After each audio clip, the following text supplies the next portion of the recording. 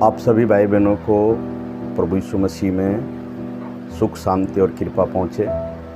और हमारे प्रिय भाई बहनों, आज एक नया दिन परमेश्वर ने दिया है और इसमें परमेश्वर आप सबको आशीष, कृपा और अपनी सामर्थ्य को दिखाने के लिए परमेश्वर तुम्हारे आगे आगे है। विशेष जो मैसेज है, आपको ये सीखना है, समझना है कि परमेश्वर का पुत्र यीशु मसीह पृथ्वी पर क्यों आया, क्या कारण था पृथ्वी पर आने का। तो मैं एक छोटा मैसेज दे रहा हूँ आपको, आप अच्छे से इसे सीखो, सुनो, समझो। उत्पत्ति में परमेश्वर ने आकाश और पृथ्वी की रचना करी और सब कुछ बनाया। और उसके बाद परमेश्वर ने आदम को बनाया और उसके बाद फिर बहुत लंबे समय तक परमेश्वर ने आदम को अकेले रहने दिया। और उसके बाद फिर उसके साथ उसी की पसली में से निकालकर एक नारी को बनाया, हव्वा जिसको बोलते हैं, उसको बनाया। तो ये पति पत्नी होकर रहने लग गई। तो परमेश्वर ने सब कुछ पहले बनाया और उसके बाद मनुष्य को बनाया। तो मनुष्य को बनाने से पहले मनुष्य के लिए जो चीज़ें ज़रूरत थी वो सब कुछ बनाया है पहले ही। जैसे एक गाय या भैंस या बकरी बच्चा देती है, तो जो बच्चा होता है, बच्चे के लिए पहले से ही दूध का इंतज़ाम पहले से कर दिया जाता है। ये परमेश्वर करता है। परमेश्वर ने ऐसे ही हमारे लिए भी सब कुछ इंतज़ाम पहले से कर दिया है। तो परमेश्वर ने आज्ञा दी थी आदम को कि अदन की वाटिका में जो बीच में ये बुरे और भले पेड़ का जो फल है उसको मत खाना। तो लंबे समय तक आदम अकेला रहा, उसने नहीं खाया। फिर हवा साथ में आ गई। तो हवा जैसे ही अलग हुई, थोड़ी समय के लिए आदम से थोड़ा सा अलग हुई, तो शैतान आकर सर्प के अंदर, उत्पत्ति में आपने पढ़ा है, सर्प के अंदर आकर शैतान जो है बातचीत करने लग गया। और जब वो बातचीत करने लग गया हवा से, आदम नहीं है वहाँ पे, तो हवा को उसने बहका दिया। और जब बहका दिया कि ये फल खाओगे तो तुम्हारी आंखें खुल जाएंगी, तुम परमेश्वर के तुल्य बन जाओगे। तो बहुत सारी बातें बोलने के बाद हवा ने शैतान की जो विचार था, बातें थी, उसको स्वीकार कर लिया है। तो जो परमेश्वर ने आदम के द्वारा जो कहा था उसे पहले उसने फेंक दिया है। शैतान ऐसी चीज़ों को करवाता है, आदम से वो फेंकवा दिया हवा से। और फिर हवा को वो फल खाने के लिए बहुत ज़्यादा करके उसके साथ में फेलोशिप करी, संगति करी, यानी कि बातचीत करा। तो हवा को खाना नहीं चाहिए था फल को, हवा को आदम के साथ एक रहना चाहिए था। तो आदम के साथ एक रहती, संगति में रहती उसके साथ में, तो शैतान जो है वहाँ पे उसको, शैतान को जगह नहीं मिलती बातचीत करने की। लेकिन हवा जो है आदम के साथ एक मन नहीं है, अलग हो चुकी है, कुछ समय के लिए थोड़ा अलग जी रही थी। और उसी वक्त शैतान ने अपना विचार उसके मन के अंदर डाल दिया। ये विशेष मैसेज बताना चाह रहा हूँ मैं आपको। ये हवा को क्या करना चाहिए था, चाहे कितना अच्छा भी लग रहा है कि हाँ हम परमेश्वर की तरह बन जाएंगे, हमारी आंखें खुल जाएंगी, कितना भी अच्छा लग रहा था सुनने में, तो इसको, इस बात को लेकर पहले आदम के साथ जाना था, आदम के पास जाना था और आदम से अपना मन शेयर करना था। तो जब वो आदम से अपना मन शेयर करती और बताती, तो आदम उसको जो शैतान का दिया हुआ मन था, सोच और विचार था, उससे छुटकारा दे देता। वो बोलता नहीं, ऐसा नहीं करना है, तो वो जो शैतान का जो विचार सोच था उसको जीरो करके उसके मन के अंदर और उसको हटाता, लेकिन ऐसा हवा ने नहीं किया। हवा जो है फेलोशिप करने के लिए नहीं आती है, शैतान ऐसी तीव्रता से काम करता है। और वो क्या करा, उसने तुरंत फल खाया। तो हाथ तो हवा का था, उस नारी का था, लेकिन जो उसके अंदर मन जो चला रहा है वो असल में शैतान का दिया हुआ मन था, शैतान का दिया हुआ विचार था। तो जब तक आदम और हवा साथ साथ में थे तो परमेश्वर का जो दिया हुआ वचन था या आज्ञा थी या मन था, क्या मन था, क्या बात थी कि ना खाना, तो न खाना मन को रखा हुआ था अपने मन के अंदर और वो उस मन के कारण से नहीं खा रहे थे।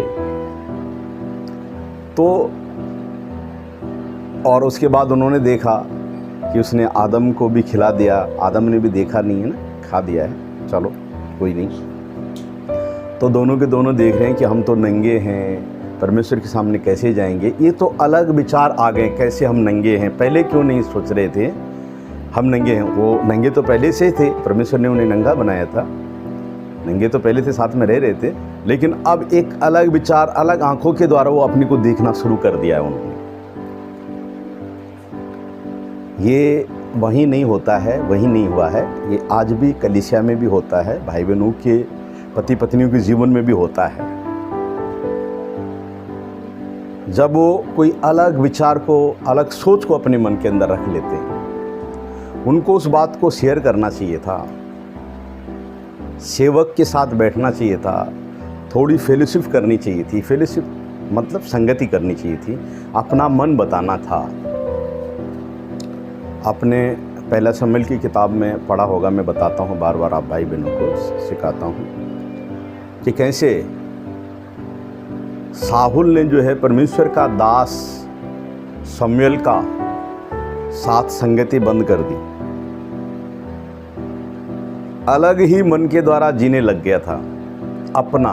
तो जब तक वो संगति कर रहा था परमेश्वर के दास के साथ में, अपना मन शेयर कर रहा था, उसके साथ एक मन था, तो उसका राज्य उसका मन सब जगह शांति थी, आराम था। तो कोई गड़बड़ भी होता था तो फेलोशिप होती थी, संगति होती थी दास के द्वारा, तो दास उस सोच से, उस विचारों से उसके मन में उसको विश्राम दिलाता था। लेकिन दास से अलग हो गया वो। आप अगर शमूएल की किताब को पढ़ेंगे ध्यान से, दास से अलग हो गया वो और अपने ही विचारों के द्वारा, अपने ही विचार को रखकर, अपने ही सोच को रखकर, परमेश्वर का इच्छा को रखकर नहीं, परमेश्वर का मन क्या है वो सेवक के द्वारा जानकर नहीं, अपनी इच्छा के द्वारा जीने लग गया। तो पता कितनी समस्या हुई खड़ी। एक झूठी सोच उसके मन में आई। क्या शैतान ने सोच डाल दी थी कि दाऊद तेरा राज्य छीनना चाहता है, वो तेरा राज्य छीन लेगा, वो तेरा राज्य छीन लेगा। दाऊद ने गोलियत को मारा। दाऊद छोटा था लेकिन परमेश्वर पर विश्वास रखता था, क्योंकि उसने कहा भी था लड़ाई तो परमेश्वर की है, संग्राम तो यहोवा का है। मतलब तो भाला वाला लेकर आ रहा है, लेकिन मैं परमेश्वर के नाम से तेरे पास आता हूँ लड़ने के लिए।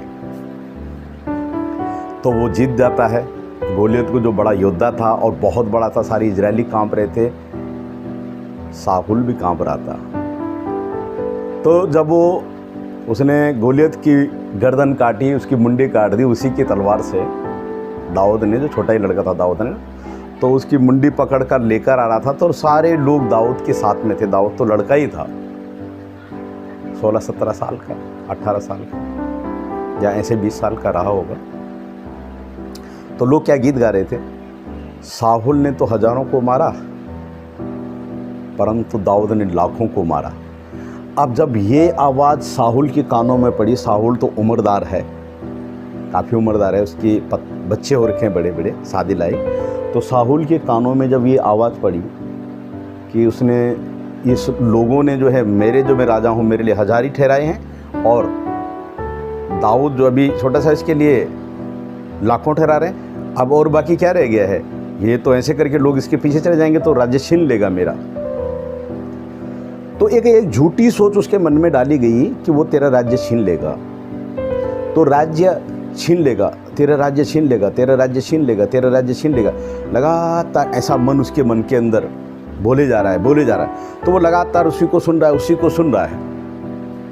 तो अब क्या सोच आ रही है इसके मन के? मुझे अपना राज्य बचाना है, मुझे अपना राज्य बचाना है, मुझे अपना राज्य बचाना है। तो उसने कहा मैं अपने मन में कि अब मैं दाऊद को मार डालूंगा। तो अब ये भाला लेकर दाऊद को मारने के लिए जा रहा है और दाऊद को ढूंढ रहा है। कई जगह में दाऊद ने बोला है तो मेरे मन, कई बार मौका मिला दाऊद को, दाऊद ने उसे नहीं मारा। इसको मैं विस्तार से आगे भी बताऊंगा आपको।